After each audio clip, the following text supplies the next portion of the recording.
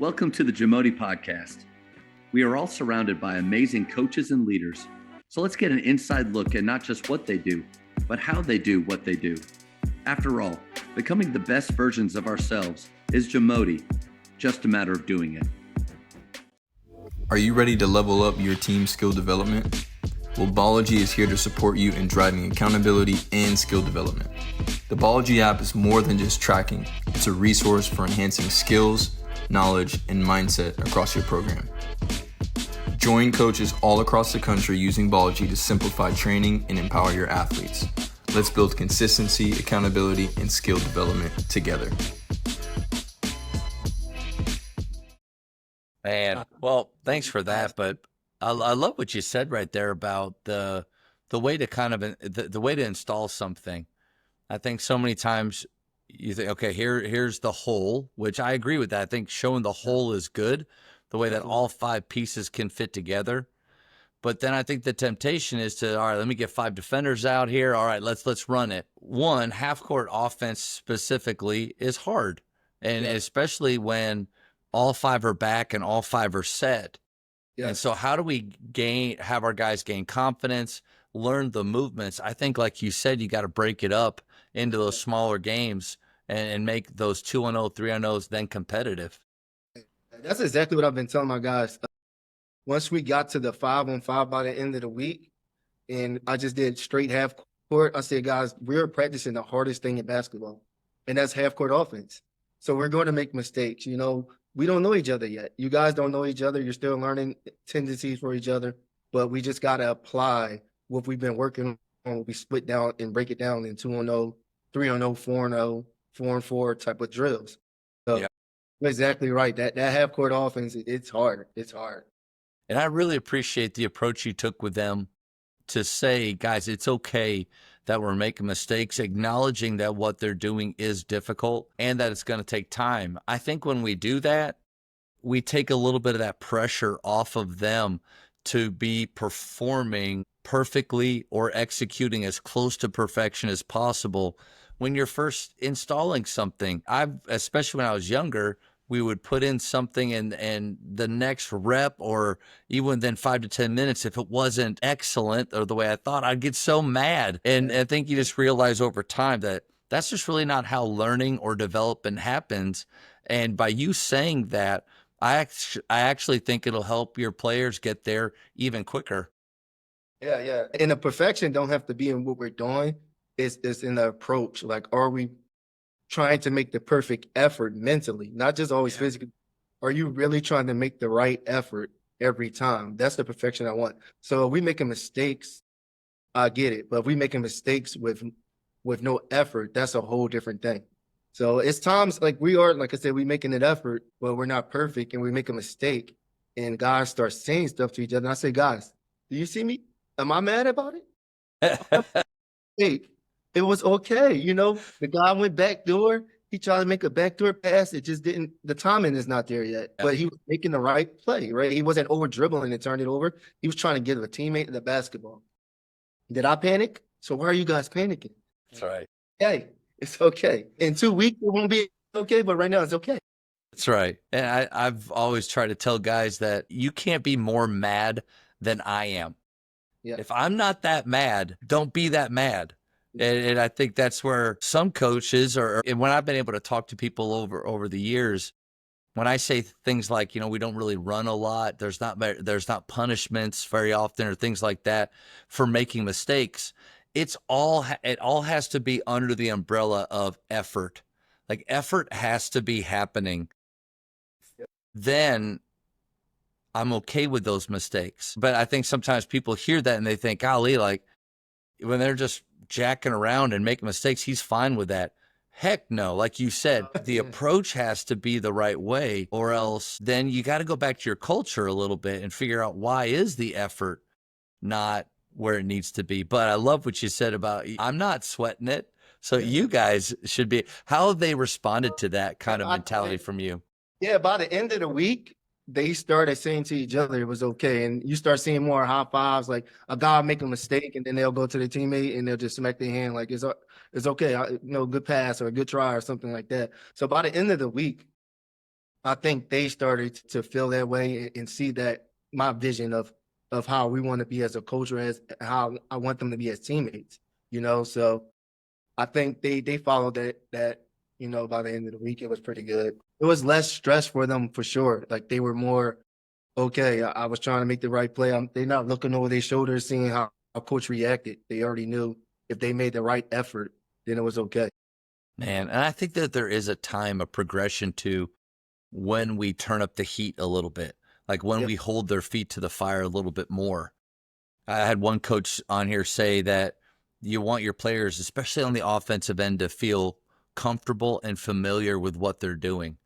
And I thought that was a good nugget, because when I watch players struggle offensively, it's usually because of one of those two things. They don't look like they know what they're doing. Like, I've never been in this spot before. That's bad. Or when they have the ball, or with the actions that they're trying to do, they're not very comfortable. And so figuring out a style of play or a system that allows them to feel that way, but then also setting up the environment that lets them, that they're able to get there, instead of terrified. I was like, in college, I was terrified every time I touched the ball.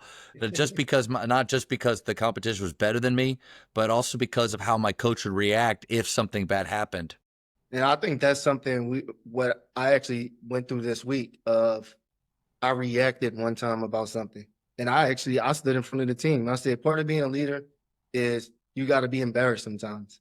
And you can't be afraid to be embarrassed. So I apologized to them. I said, I reacted instead of responding. And I keep telling you guys, I don't want you to behave that way. So this is me taking accountability for my own actions. And I hope you guys can continue to do that.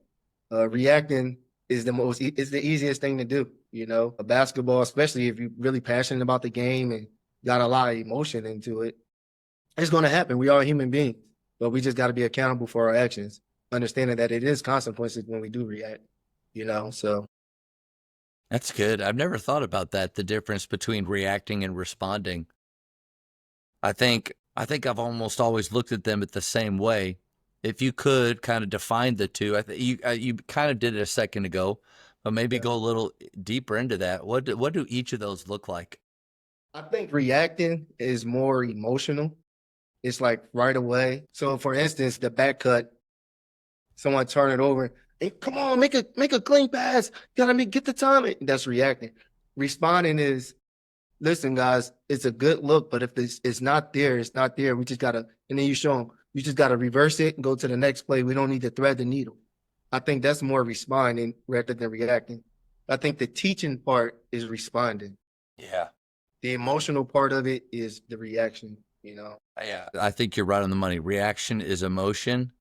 I think responding is a choice. Like, you choose what you respond with.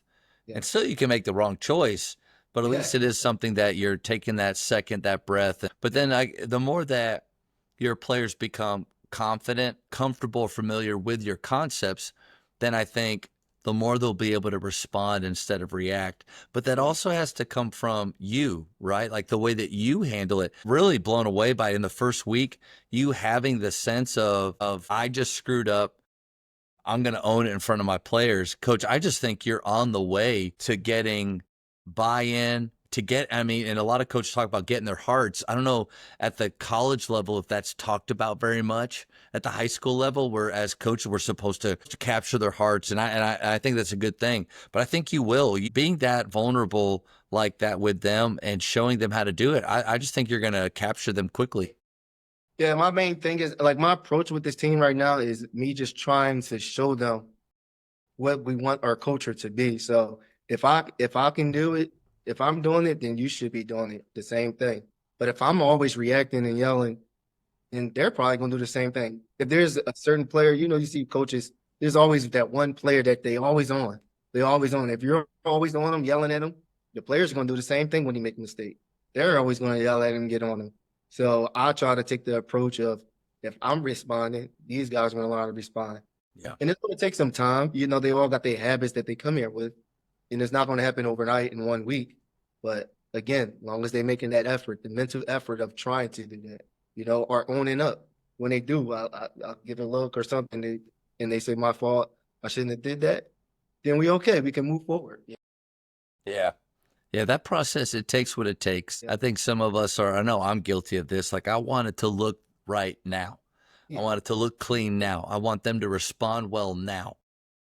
But like you said, especially this is year one, and I love Coach Singleton. Like, I thought when me and him had this hoops talk, I had watched him do things with his players at a clinic, and I'd been around him a lot, and he really opened up more to me in that talk, and I learned more about him than I think I'd ever known, and maybe in front of his players, or it made me think that behind closed doors with this team, he may be a little bit different than what I thought, in a good way. Yeah. But you're in year one, and you have guys that are coming maybe new to the school, or they've played for a different coach. To expect them to be all in line and all believe in the culture and what you're preaching, I think that takes time. And it does. And what's crazy, a thing about that is I've actually talked to Bernita Jackson. Do you know Bernita Jackson? She's at Midwestern State right now, women's head coach. And she was here a few years ago.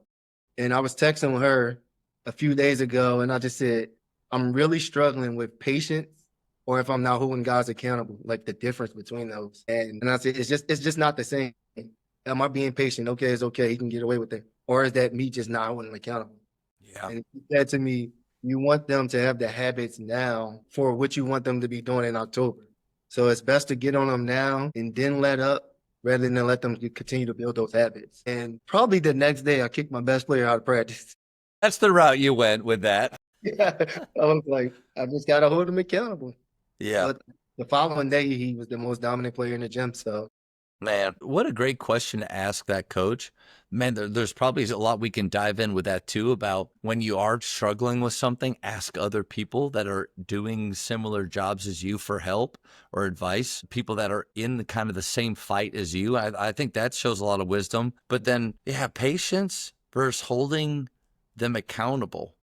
It's kind of like your react and respond. You're bringing in this conversation, you're bringing up a few things that are really hard to do well at the same time, or impossible, or it's a fine line that I think as coaches we're always trying to tread on. I would think about holding accountable has to do with the standards that we set at the very beginning. My point in that is, when I set standards that I believe will help us to train and respond the right way, then I can hold them accountable. So today we brought together our standard of toughness. And it was the first time I've talked about it, and we're going to spend 5 days going over what is toughness as a player, what is toughness as a believer, what is toughness on the floor, what does it look like off the floor for us, what does it look like for a whole program. So I take the time. But if in the last 3 or 4 weeks, if I was frustrated about toughness, I don't have the right to hold them accountable to something that I haven't set yet. And I think that's where, like, watching maybe select ball, in the past, where, and it's not their fault. They have 3 games coming this weekend. It's our second practice ever. We have so much we got to do. Like, I don't envy that at all. But I do think, because of the time that you and I have, we have the right to hold them accountable to the standards that we've set. Yeah. But I think within those standards, it all comes back to intent. Like, what is the intent behind their mistakes? Is the intent because they're being completely, like, they're going opposite of what we have? What does a kid do when they're defiant? Like, they're just being defiant towards our culture, defiant towards how we respond, defiant towards, I'm asking you, when you Brunson, to turn, flip your hips, and chill for us, and you're just not doing it. But are they trying to? Is the intent, coach, I'm close, then I'm patient with that. And I think part of that is getting to know your guys, knowing your players, knowing their hearts, knowing what their aspirations are, what they're trying to accomplish. In order to hold them accountable or to choose patience, I think that it takes all of those factors have to be in, or else you're going to go, all right, clean slate with everybody. I'm just going to choose to think that all of you are on board, and I'm going to go from there.